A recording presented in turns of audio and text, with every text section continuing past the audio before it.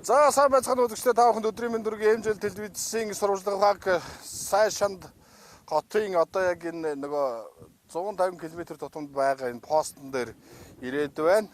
За одоо 16 цаг болж байна.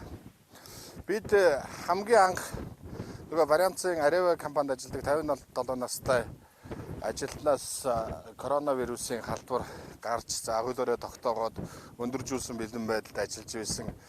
Яг тэр төв зэг рүү явж байна. За маргааш бид зам үүдээс шууд амжуулалт хүргэнэ. Одоо бид яг цагийн нөхцөл байдлыг яаж авч хэрэгжүүлв. За энэ 20 зэрийн дэглэм тогтоосноос хойш Сайшанд хотод Дорногов аймгийн төв төрн ямар арга хэмжээнүүд ав ариутгалын ажил хэр хийгдэв гэдэг мэдээллийг шууд өргөхээр за Сайшанд хотын захирагчийн ажлын албаны дарга Утган баяртай яг энэ постн дээр таарлаа. За өдрийн мэнд дүргийн.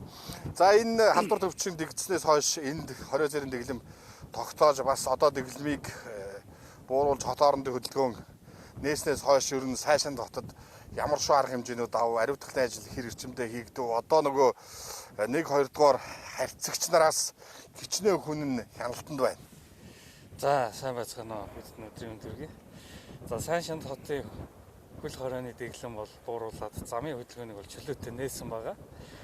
За Сайшанд хотод нийт 7-8 багт хариуцлал халдваргүйжүүлэлтийг иргэдийн бохир усны жирлан бүх орц зам талбай нийтийг хамарсан байдлаар хийж зохион байгуулж ажилласан.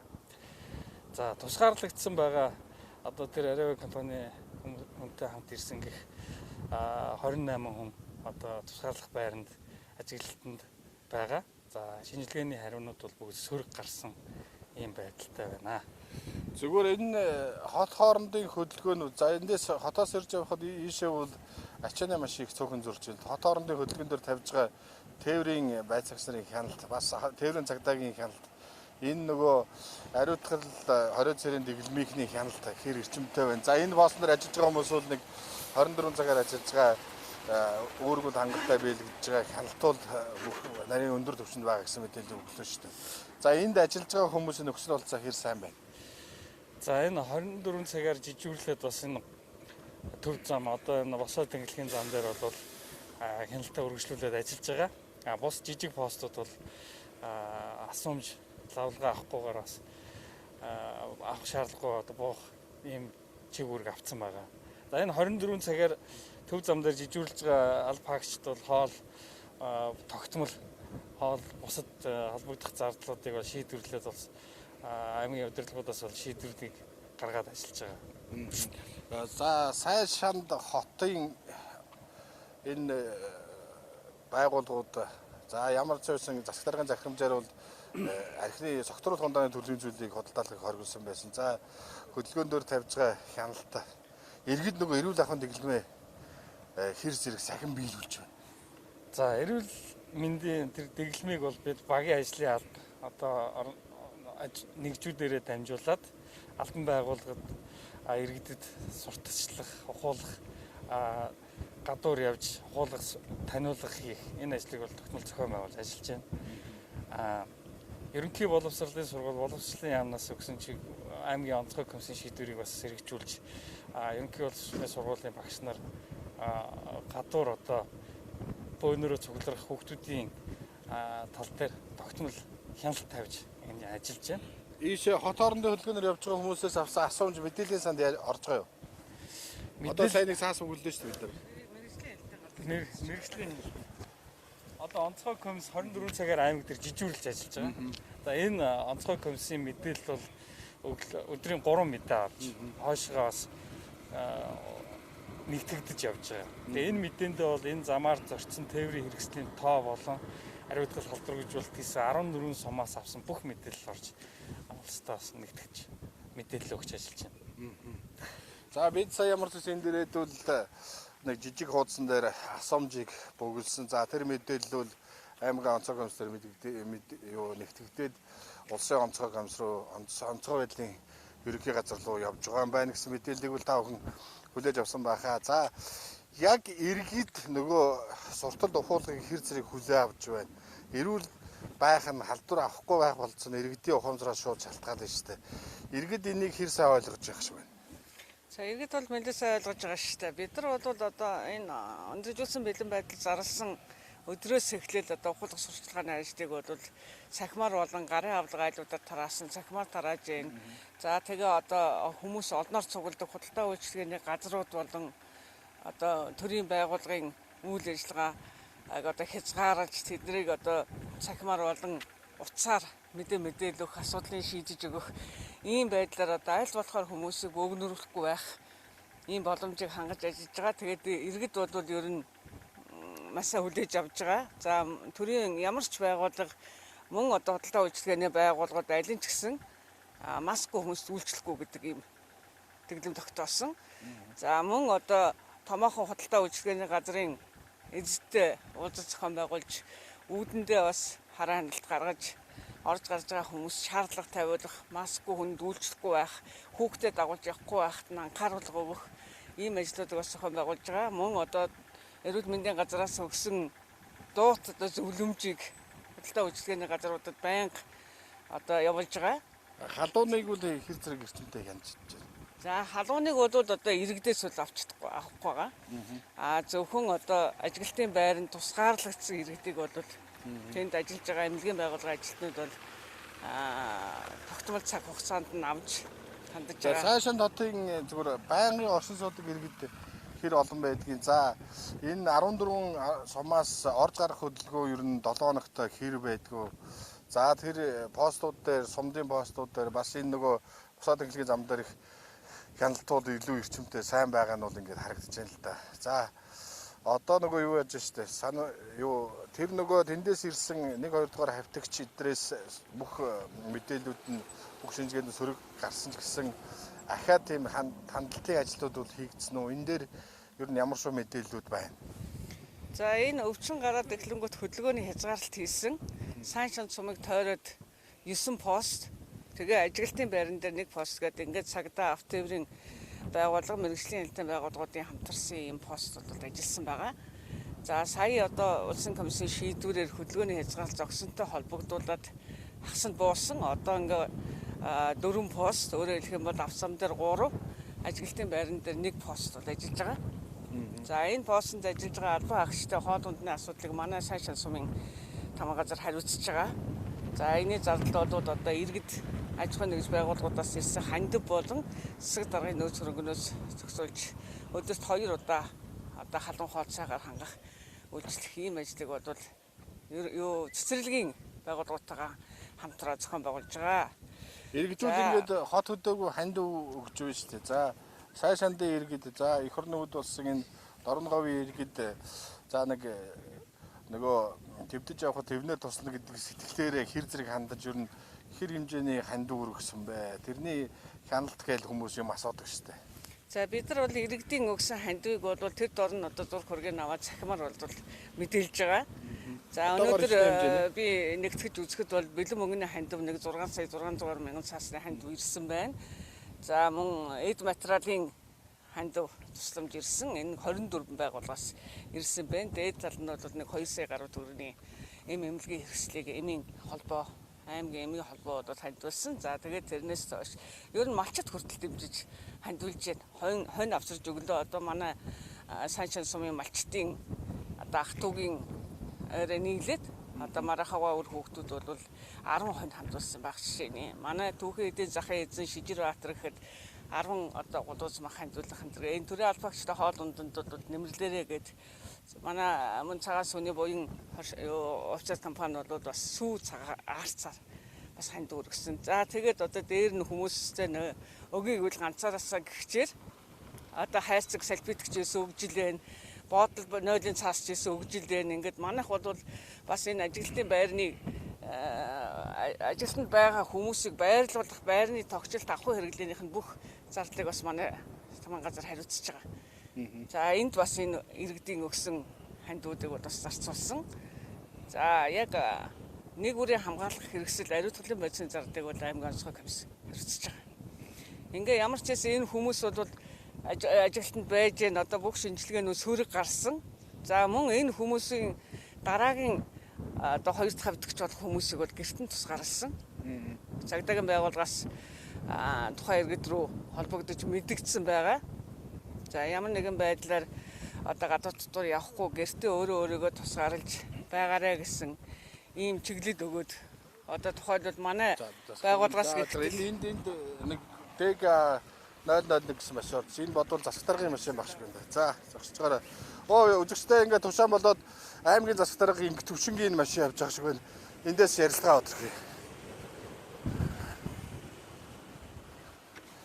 авах. Сайн байна уу? Хотоос явж байгаа телевиз юм байна.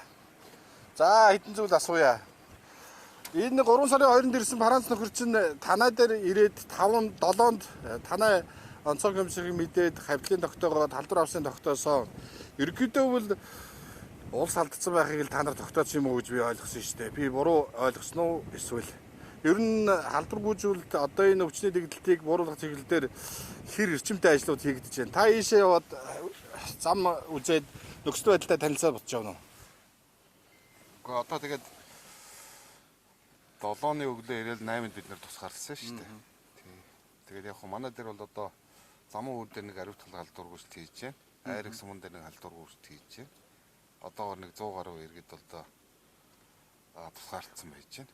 Ийм л байдалтай. Одоо нэгдүгээр харьцагч хүмүүсээс бол бүх шинжилгээнүүдээс сөрөг гарсан. Дараагийнх нь харьцагч нарыг юу ер нь нэг маргааш нөгөөдрөөс шинжилгээний арга гарчих юм бол нэгд өдөр хуралдаад бүгд сөрөг гарах юм бол тусгаарласан одоо 100 гаруй хүнээ чөлөөлөх юм ажиллагааг зохион байгуулсан да. Тэгээд энд ажиллаж байгаа энэ тусгаарласан байгаа хүмүүс бол яг нь 28 гаруй иргэн 30-аад иргэн бол манай Дорногов аймгийн иргэд байж байгаа.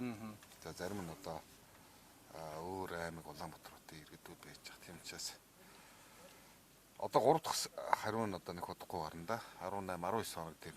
Маргааш энэ замуудын чиглэлээр ахиж 60 хүн нэмж орж ирнэ. Энэ дээр бас нөгөө тусгаарлалт хяналтын ажиллагаанууд хийгднэ гэд тийм мэдээлэл байсан. Яг ямар зүйл болох юм бэ? Энэ одоо яг яригдчихэж байна. Яг яригдчихэж байна. Тэгээд эднээс яад татчих явах нь улсын онцгой комиссоос шийдэх байхаа.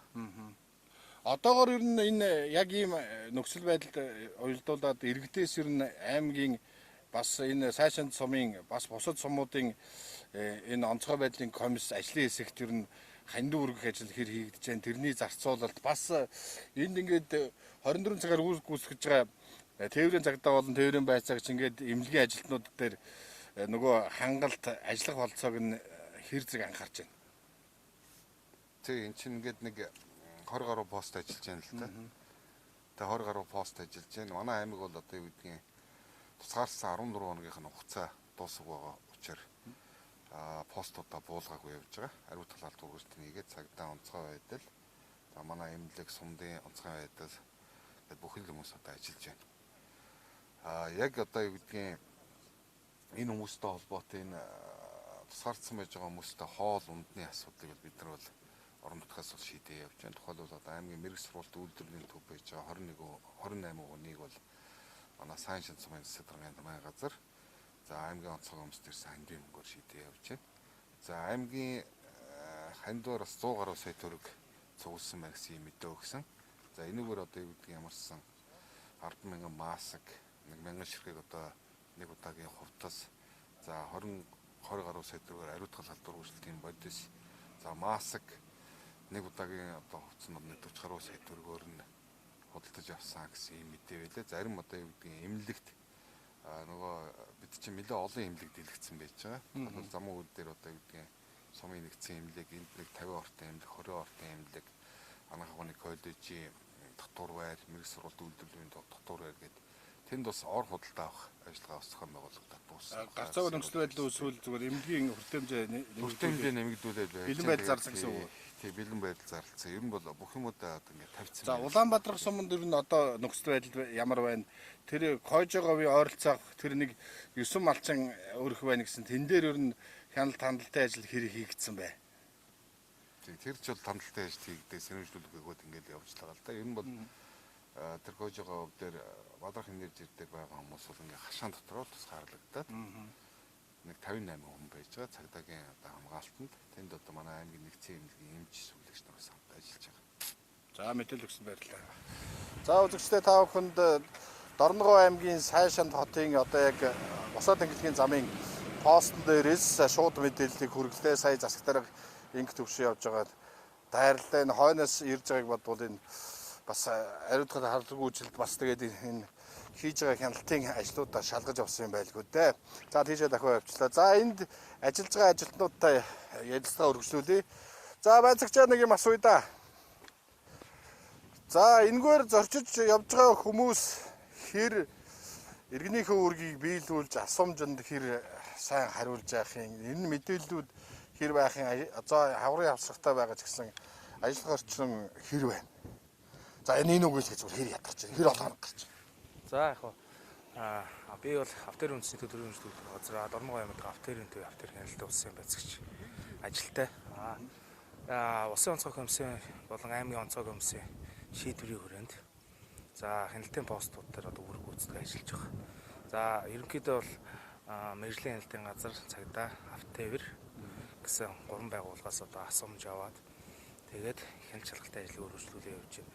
Иргэд жолооч нар бол ерөнхийдөө иргэний үүргээ сайн биелүүлдэг болцсон, өөрсдөө хууль дүрмээ сайн мэддэг болцсон. Тэгээд асуумжинд бол асуудалгүй бөглөөд асуумжаа хураалгаад тэгээ ингээ явж байгаа. Бид нар бол яг төрийн аль баштай тангар өрс уусуу тэгээд 24 цагаар тулаад үүрэг гүйцэтгээд ингээ ажиллаж байна. Ядарч өдөрч байгаа юм бол алга байна. Одоо яг хийгээд сурцсан ажил. Нэг юм асууя да. Энэ босоод эхлэгийн зам чинь 150 км тутамд нэг ийм хяналтын постууд байгаа тий. Одоо энэ айраг дээр камерын хяналт айраг дээр нэг энэ дээр нэг Эрдэнэ суман дээр тэгээ зам ууд. Тий зам ууд. Ийшээ гарч орж байгаа бүх хөдөлгөөн бол хөдөлгөөнүүд хянагддаг. Энэ бол аймгийн цагдаагийн газрын замын цагдаагийн тасгаас хянадаг. Хөдөлгөөний хурдыг хянадаг. Хөдөлгөөн 80 км-ийн цагийн дотор босоод эхлэхийн авто зам дээрээ жолоочдоор хурдаад ингээд тохируулаад явах хэрэгтэй байна. За хурд хэтрүүлсэн тохиолдолд камерын хяналтын системээр шүүгээд гаргаж ирээд хуулийн дагуу харах хэмжээ тооцох болон анхааруулах санамж сэрэмжлүүлгийг бол олгож ажиллаж байгаа тий. Ер нь 20 тавигдсны дараа хөдөлгөөн хэр их нэмэгдэв. За сая энд хотоос наашаа ирж явахт бол ачааны тэрэг нэг 10-аад л өнгөрлөө. Эндээсээ тээвэрлэлт ийшээ тэнд төвлөрсөн ачаануудын тээвэрлэлт нэлээ эрчимсэн гэсэн үг. За ерөнхийдөө улсын онцгой комиссийн шийдвэрийн дагуу бол 20 хөдөлгөөний хязгаарлалтыг бол хийгдсэн. За хийгдээд яг хийгдсэний маргааш өглөө 7 цагаас эхлүүлээд бол 7-оос өдөөс хойш 15 цаг хүртэл хөдөлгөөний эрчим бол ихтэй байлаа. Тэгээд хөдөлгөөний эрчимтэй байхын хажуугаар бид нар бас жолооч нартаа сэрэмжлүүлгийг хурдаа тохируулж явах талаар сэрэмжлүүлгийг анхааруулах санамжийг бол байнгын өгч ажиллаа. Тэгээ бие халууны үзээд эрүүл мэндийн газар мэргэжлийн тамтаа бие халууны үзээд асуумжийг бүлүүлээд ингээ явсан байгаа.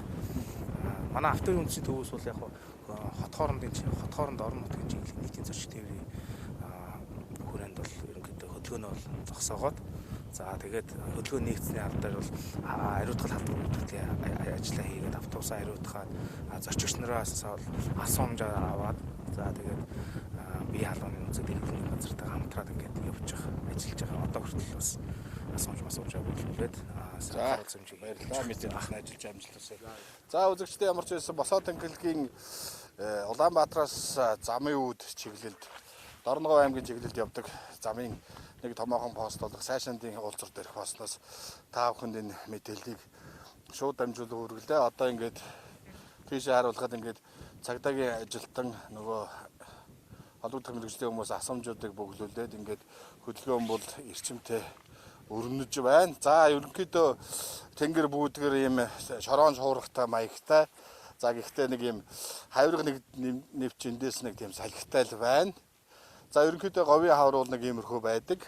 За ямар ч байсан 20 цэрийн дэглэм бууруулж хөдөлгөөний эрчим хөдөлгөөн хэвийн болсон ч гэсэн за иргэдүүл ямар ч байсан амьдрал нь бол хэвээ үргэлжилж холбогдох дүрм журмын дагуу за энд нөгөө Францын иргэнтэй нэгдүгээр харьцагчаар тооцогдсон 58 хүнийг бол кемп дээр нь тусгаарлаад эмчийн хяналтанд байлгаж байгаа юм байна. За Дорногов аймгийн онцгой байдлын комиссд 100 сая төгрөгийн ханд өгсөн гэдэг мэдээллийг сая засаг дарга Төмөр Тогоогийн инг төвшин өглөө.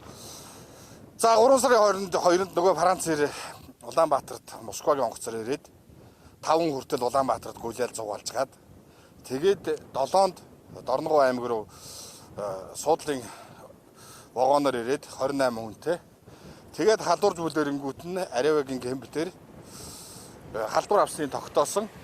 Тэр болтол за эрүүл мэндийн яам бол мдээгүй. За шинжилгээ аваагүй байсан. За энэ дээр л илрүүлсэн гэд хэлчихвэл их буруудахгүй байх. За тэр хүрээнд бол ямар ч байсан Дорногов аймгийн онцгой гамсуул нэлээд эрчимтэй арга хэмжээнүүд авсан.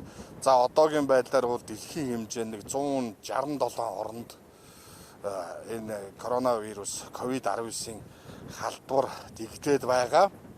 За Америк нэгдсэн улсаас ахуулаад ихэнх улс орнууд манайх шиг бүх төрлийн хилээ хааж арга хэмжээ авч 20 цэрийн дэглэмээ чангадгсан байгаа. За Монгол улсд бол ямар ч байсан 6 дахь тохиолдолд илэрч гисэн халдварсан хүн нь эмшигдэж байгаа. Одоогоор бол бурхны авралаар гэхүүд ямар нэгэн байдлаар хүн энцэн зүйл алга. Гэхдээ ямар ч байсан гадна дотноос ирсэн авчирсан иргэдээ бол хяналтанд 14-өөс 21 хоногийн дотор хяналтанд тусгаарлагдаад байгаа. За улсын онцгой комиссд бол за нэг тэрбум 500 орчим сая төгрөгийн хандив өргөцсөн гэсэн мэдээлэл байна. За түрүүн сайшинд хотын захирчийн ажлын албаны дараа Готхон баярын мэдээлснээр бол сайшинд тамгын газрын дараагийн бас мэдээлснээр бол сайшинд сумын иргэд нэг 6 орчим сая төгрөгийн хандив өөрсдийнхөө зүгээс өгсөн гэд. За твдэж явхад твнэр туслах бас тэнхлүү явхад тэмээгээр туслах хоёрт бол ялгаатай. Нэг иймэрхүү байдлаар л энэ коронавирус тэгсэн үед монголчууд ажиллаж байна. Төрийн албаа агчид, тээврийн цагдаа за онцгой байдлынхан эмч совлогчгээд бүхэл хүмүүс үүргээ гүйцэтгэж байна. За Дорногов аймгийн сайшинд хотын хот руу иргэдэг энэ босоод тэнхлэгийн замын гулзар дээрээс энэ мэдээллийг та бүхэнд шууд хүргэлээ. Манай явуулын баг сайшинд хотод халдваргүйжүүлэлт ажил ямар байгаа, замын үд дээр нь хөлийн 20 цэрийн дэглэм ямар шоу байдалтай өрнөж байгаа. За иргэдийг хэр тусгаарлаж байгаа гэдэг мэдээллүүдийг дараагийнхаа шууд амжуулалтаар хүргэх болно.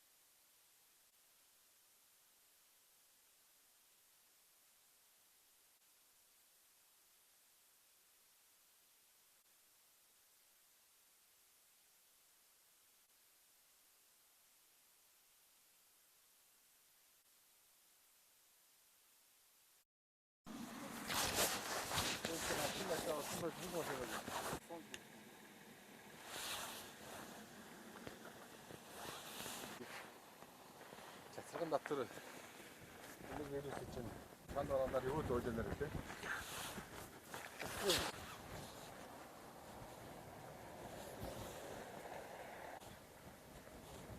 Манай аваа. Энэ ч нөгөө нэг энэ 150 км-тэй.